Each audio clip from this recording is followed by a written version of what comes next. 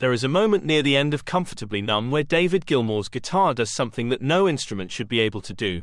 It doesn't just play notes, it breathes, it aches, it sounds like a human voice reaching for something just out of reach and almost getting there. That solo has been voted the greatest guitar solo of all time in polls across multiple decades. And it was recorded by a man who could barely stand to be in the same room as the person who wrote the song.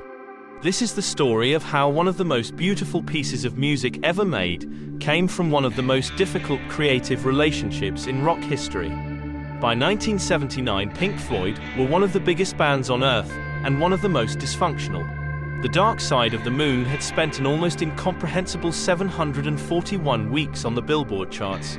Wish You Were Here had followed it, Animals after that, each album bigger, each tour more elaborate, each gap between Roger Waters and the rest of the band wider and more difficult to bridge. Waters had been developing The Wall for over a year, a double album and eventual film about isolation, fame, childhood trauma, and the psychological barriers a person built around themselves.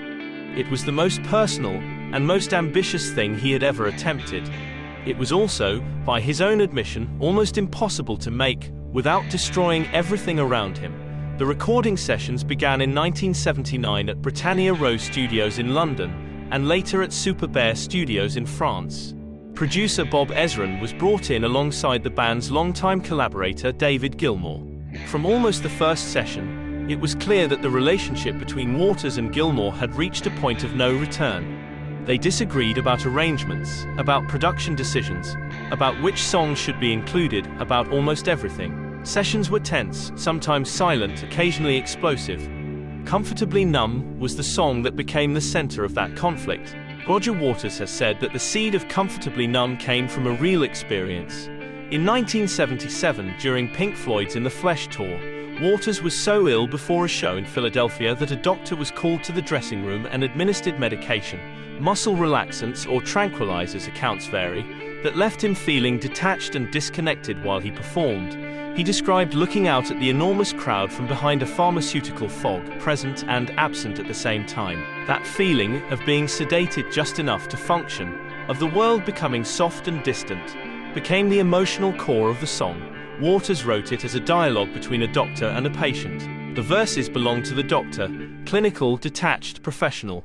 The chorus and the solos belong to the patient, or to whatever is happening inside the patient that the doctor can't reach. It's a song about being so far inside yourself that the outside world can only get to you through a needle. And it was written by a man who was in many ways living exactly that experience. Surrounded by millions of people who loved Pink Floyd and feeling profoundly, structurally alone. Waters brought Comfortably Numb to the sessions as a relatively developed demo.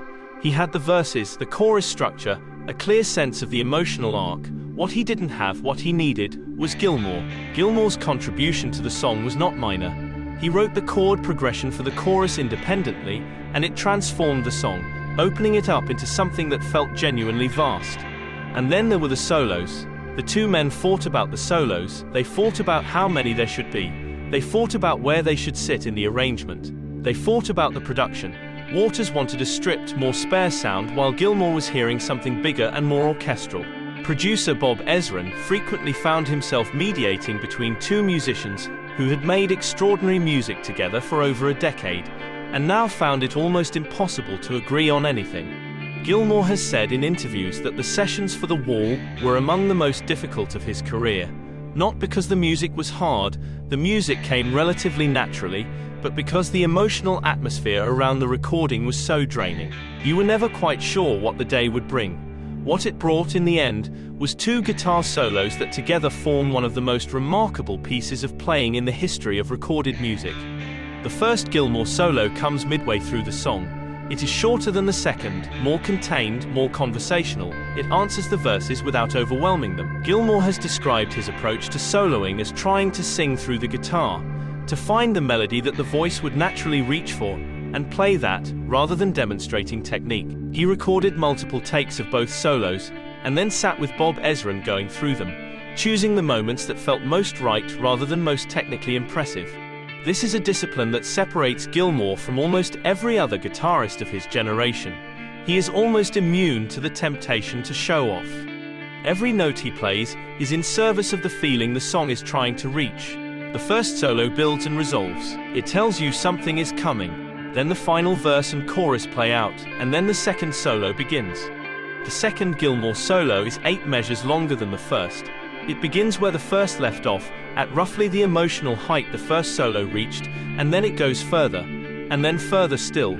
Gilmour uses sustain in a way that is almost vocal, holding notes until they transform, until they become something slightly different from what they started as, until they carry the accumulated weight of the whole song behind them. The bends he plays in the second solo, the way he pushes a note upward and holds it, sound less like a guitar being played and more like a person trying not to cry and failing.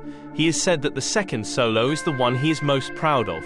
Not because it is the most technically demanding thing he has ever played, it isn't, but because it says the thing the song needed to say completely, without anything left over. Roger Waters, whatever his feelings about Gilmour during those sessions, has acknowledged in subsequent interviews that when he heard the finished solo in playback, he knew it was extraordinary, that it had achieved something he hadn't been able to articulate himself, that the song was now more complete than he had imagined it could be. The two men still didn't like each other very much, but the music was undeniable.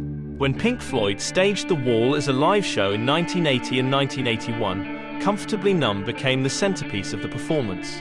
The staging was extraordinary, a full wall of bricks being built across the stage throughout the concert, until the band was entirely hidden behind it, performing to an audience they couldn't see. For Comfortably Numb, Gilmour climbed to the top of the wall, literally stood on top of it, and performed the second solo 30 feet above the stage in a spotlight, while animations played on the surface of the wall below him. Audiences who were there have described it as the most powerful concert experience of their lives. The irony of the song, a song about disconnection and isolation, about being unable to feel, being performed at the top of a wall to 80,000 people who were feeling everything all at once together, is not lost on anyone who has thought about it carefully. Including, one suspects, Roger Waters. Comfortably Numb has never left. It appears in films, in television, in the background of cultural moments. It has been covered by artists from every genre. The Scissor Sisters recorded a disco version that sounds simultaneously absurd and completely faithful to the emotional core of the original. Van Morrison has performed it. Dar Williams has recorded it. Roger Waters performs it regularly in his own solo shows, decades after the falling out with Gilmour became permanent and legal. In poll after poll asking musicians and listeners to name the greatest guitar solo ever recorded, the second solo in Comfortably Numb appears at or near the top. It has been that way for 40 years, there is no sign of it changing.